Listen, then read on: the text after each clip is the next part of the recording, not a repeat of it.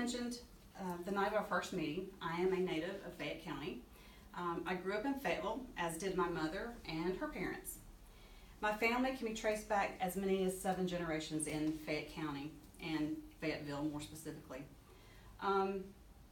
There's an event coming up in October that I would like to invite you all to because it shares a lot of the history of our county and the people who grew up here or have lived here or have connections here. It's going to sound a little weird, but it's a cemetery walk. Have any of you ever been to the cemetery walk in Fayetteville? Oh, not that one. Okay, this one is the city cemetery in Fayetteville, and it's going to, you're taken through the cemetery by guide, and as you walk through the cemetery, there are spirits there, and they're dressed in period clothing, depending on when they lived, and they will tell you a little bit about themselves. So I think it's kind of cool because it's a public speaking history type of event. That's the way I like to look at it. Before I go any further, I want to let you know, this is not a scary thing. It's not that someone's going to grab you by the leg and try to hold you back or anything, and your children won't be terrorized, hopefully. It's a live history lesson. And as I said, most of the spirits are from Fayetteville or Fayette County or have some type of connection with someone who lived here. Most of them are earlier in the 1900s, late early 1900s. Some of the spirits that you might see might not be buried there. They might be, but they might be buried close by. So if you do go, you'll notice that. The most notable or famous spirit that has shown up for the walk in the past is Doc Holliday. So Doc Holliday was a dentist. He moved west for health reasons, but became better known as a gunslinger at the OK Corral.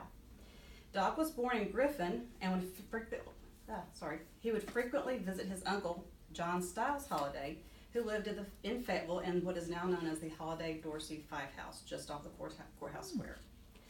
Other spirits that maybe aren't as well known as Doc Holliday, but their history is still interesting nonetheless. One of them is Robert Birch. Robert Birch was a Fayettevillian, so to speak. He was a children's author, and he wrote 19 children's books. Those books included Tyler Wilkinski, Queenie Peavy, and DJ's Worst Enemy. In fact, one of his books was also a made-for-TV movie, and it was called The Incredible Ida Early. Last year, there was a spirit of a woman I had never heard of, and that was Nellie Mae Rowe. Nellie Mae Rowe was born in Fayetteville in 1900 and is buried at Flat Rock AME Church Cemetery. Nellie Mae Rowe was a self-taught folk artist who developed her career as an artist later in life. Her work has been shown at the High Museum of Art in Atlanta. She's also been shown in museums in New York and Milwaukee and Washington, D.C. And finally, there are several people buried in the cemetery who have ties to Margaret Mitchell, the author of Gone with the Wind. It has been rumored that the inspiration for some of the Gone with the Wind characters are buried in the Fayetteville Cemetery. In fact, I have heard that Margaret Mitchell's great-grandmother will be featured as a spirit this year when it comes up.